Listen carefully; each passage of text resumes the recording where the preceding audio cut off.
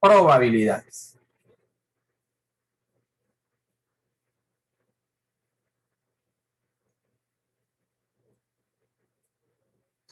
Para empezar a hablar de probabilidades tenemos que entender algunos conceptos previos, es decir, tener una base sobre la cual vamos a establecer las probabilidades. ¿Listo?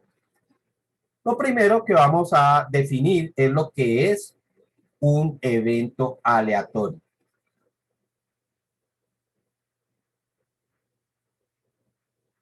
Perdón, evento no, porque es que el evento lo vamos a definir más adelante. Experimento aleatorio.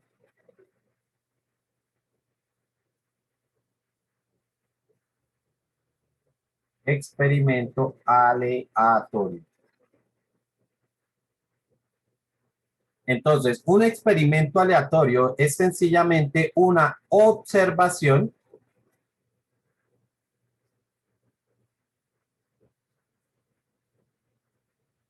de la cual no sabemos su resultado,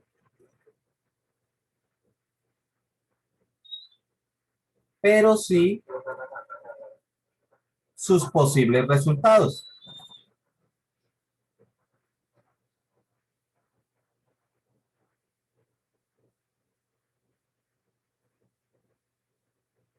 ¿Ok? Es importante esta última característica, que uno sí sabe cuáles son los posibles resultados. ¿Ok? Si nosotros no sabemos cuáles son los posibles resultados, sí, eso puede ser algo al azar, pero realmente no se convierte en algo aleatorio. ¿Ok? Yo tengo que conocer cuáles son esos posibles resultados para poderlo considerar aleatorio. ¿Qué sería lo contrario a un experimento aleatorio? Por ejemplo, si nosotros dejamos caer una esfera desde un quinto piso, ¿el tiempo que tarda en caer la esfera es algo aleatorio o no es aleatorio?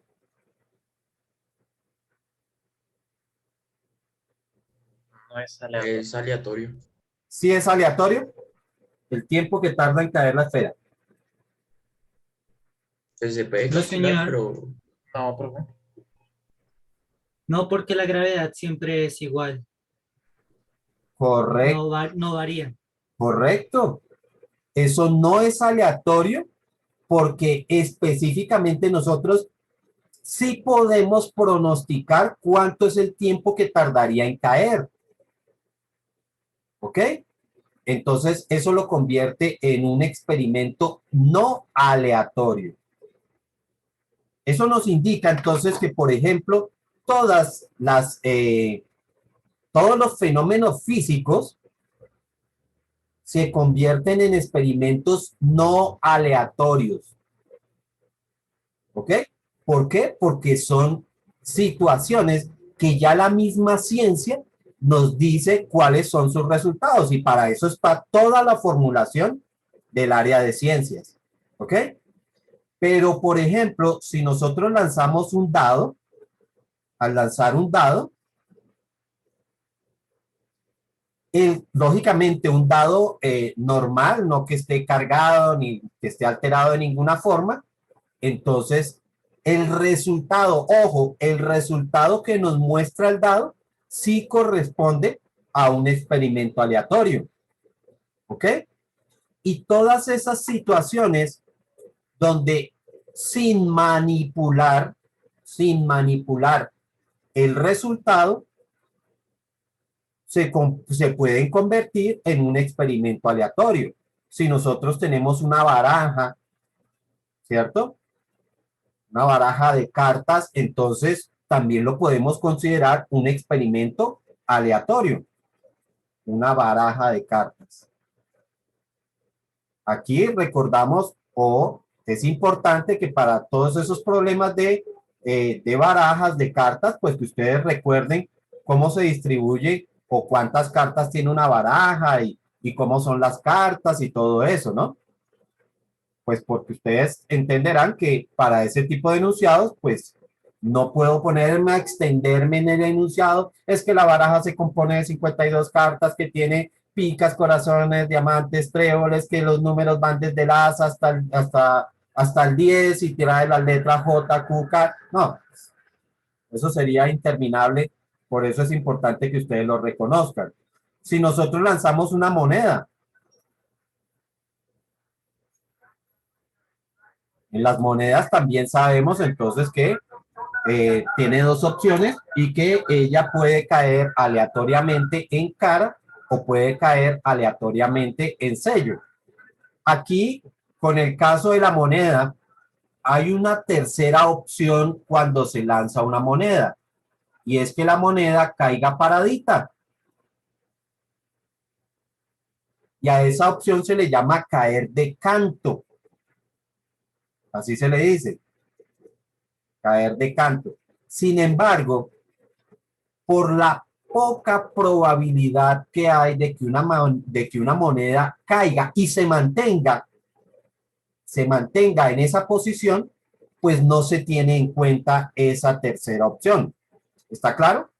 Por lo tanto, siempre que hablemos de monedas, pues solamente hablaremos de que puede caer en cara o puede caer en sello. ¿Listo? Si estamos hablando, por ejemplo, de la placa de un carro,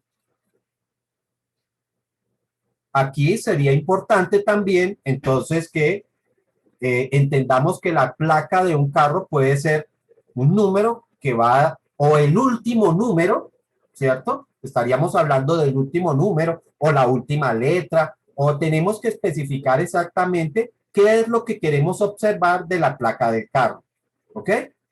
Pero vuelvo y repito, si estamos hablando de la primera letra, entonces yo puedo definir qué es lo que yo quiero observar de la primera letra de esa placa. O puedo observar también el último número de la placa. ¿Ok? Entonces, ¿qué es lo que vamos a observar de esa placa? Cualquiera de ellos, pues se convierte en un experimento aleatorio. ¿Estamos claros hasta ahí? Parece que sí. Listo. Lo segundo que vamos a definir es lo que es el evento.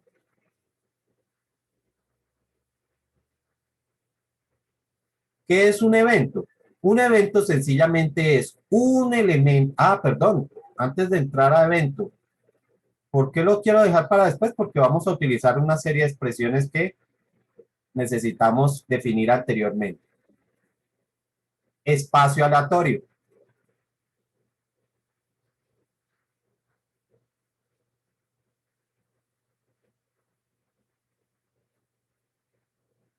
¿Qué es el espacio aleatorio?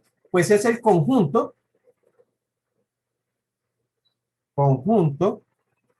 de los posibles resultados.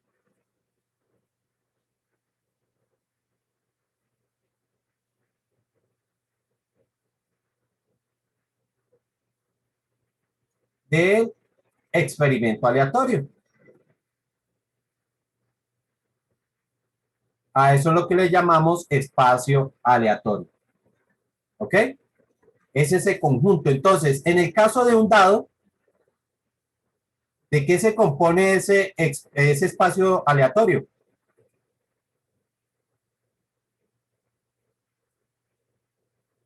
¿Qué dijeron? No los escucho, niños. ¿Cuál es la pregunta, profe? En el caso del dado, ¿cuál es su espacio aleatorio? 6. 6. Sí, profe. Bueno, y aquí es importante entonces que entendamos una cosa. Cuando hablamos de espacio aleatorio, tenemos que... No podría... ¿Qué? ¿Me repites porque Pues, profe, no sé, es que, bueno, el espacio aleatorio, no sé, también podría ser como uno de 6 o algo así. No, no. Vuelvo y repito, el espacio aleatorio es el conjunto. Ya, es el conjunto. Creo que ya te estás pasando a la siguiente definición, que va a ser el evento. ¿Ok? pero el espacio aleatorio se refiere es al conjunto de elementos que puede tener ese espacio muestral, ¿sí? O ese experimento aleatorio, ¿ok? Entonces, cuando hablamos del dado, o bueno, cuando yo hablo de ese espacio aleatorio, tengo que definir dos cosas. Uno, lo que es su tamaño, que es lo que ustedes me están diciendo. El tamaño sí es de 6, ¿ok? Pero otra cosa es sus características.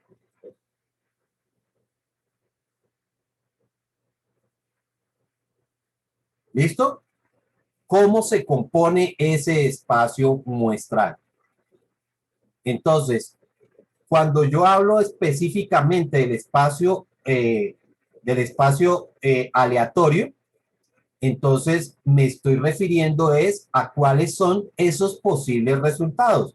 Y en el caso del dado sería la cara 1, la cara 2, la cara 3, la 4, la 5 y la 6, lógicamente. Cuando ustedes me dicen 6, me están diciendo es el tamaño. ¿Listo? ¿Y por qué es importante definirlo de esa forma? Porque nosotros después vamos a ver lo que son los casos favorables.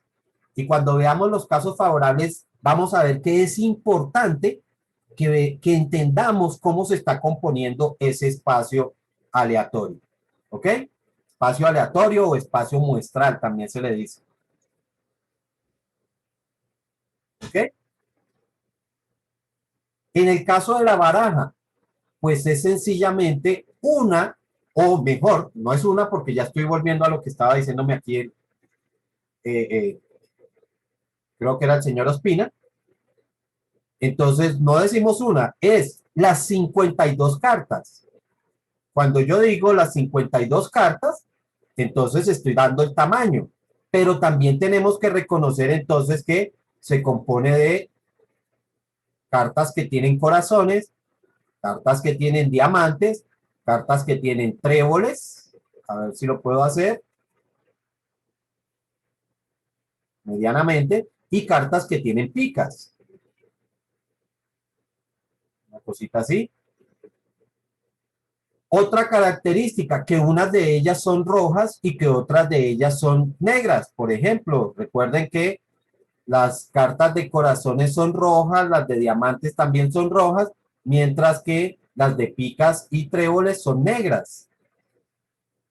Entonces, todas esas características las tenemos que tener claras cuando definimos un espacio muestral o un espacio aleatorio.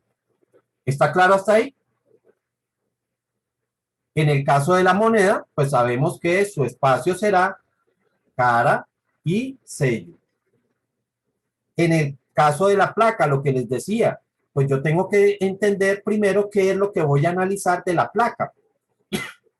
Lo que normalmente observamos de la placa, pues tiene que ser el número. ¿Por qué? Porque, pues, digamos que mucho de lo que nosotros hablamos de las placas tiene que ver es con el número, no tanto con la letra. Porque, por ejemplo, recuerden que el pico y placa, ¿qué lo define?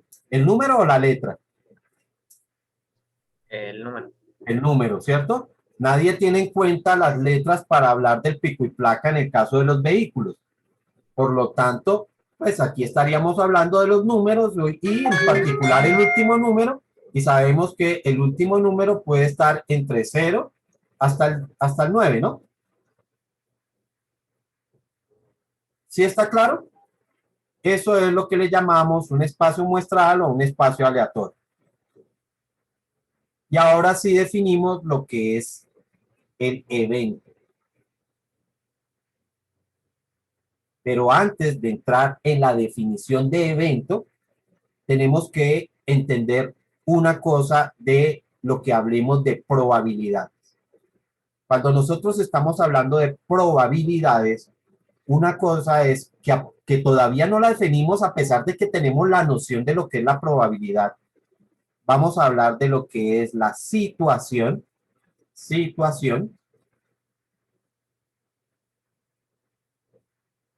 y vamos a hablar de lo que es la condición. La situación es precisamente ese evento de probabilidad o esa probabilidad que queremos hallar. Es la probabilidad que se quiere hallar.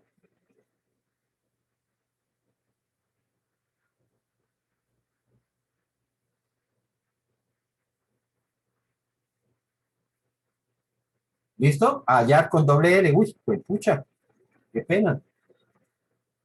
Hallar. ¿Y qué es la condición? La condición es lo que debe ocurrir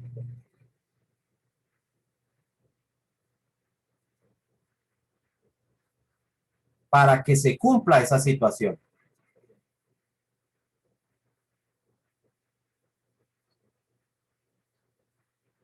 Para que se cumpla la condición. ¿Listo? Entonces, por ejemplo,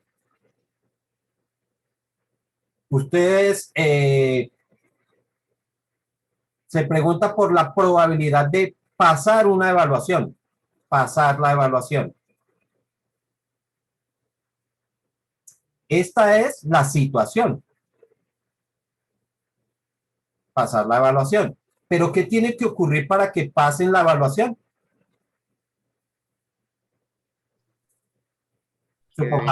Supongamos en un experimento aleatorio, ¿no? Y en el experimento aleatorio, si para que fuera aleatorio es porque ustedes están respondiendo al azar. Entonces, digamos que aparece una pregunta y aparecen las opciones A, B, C y D. Entonces, ¿qué tendría que ocurrir para pasar la evaluación? Y no nos extendamos, es una sola pregunta. Que elija la respuesta correcta. Claro.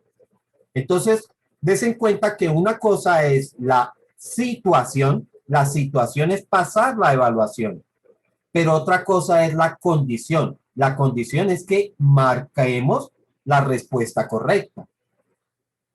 ¿Listo? Entonces, siempre vamos a estar hablando de situación y de condición. En algunos ejercicios, la situación es la misma condición. ¿Sí? Lo que yo quiero que ocurra es precisamente, o la pregunta de probabilidad es precisamente lo que va a ocurrir, pero en otras no. ¿Listo? De hecho, va a depender de el tipo de probabilidad que tengamos, de cómo es esa condición, cuántas condiciones hay, cómo se relacionan esas condiciones. Todo eso es lo que nos va a definir el tipo de probabilidad que se quiere calcular o que se va a calcular. Entonces, el evento es precisamente esto, es esa condición. ¿Listo? Pero lo definimos como un elemento del espacio muestral. Ya saben, espacio muestral o espacio aleatorio.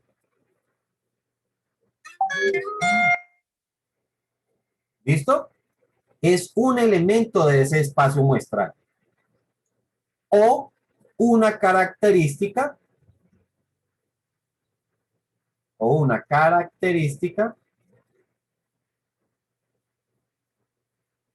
que reúne a varios de ellos.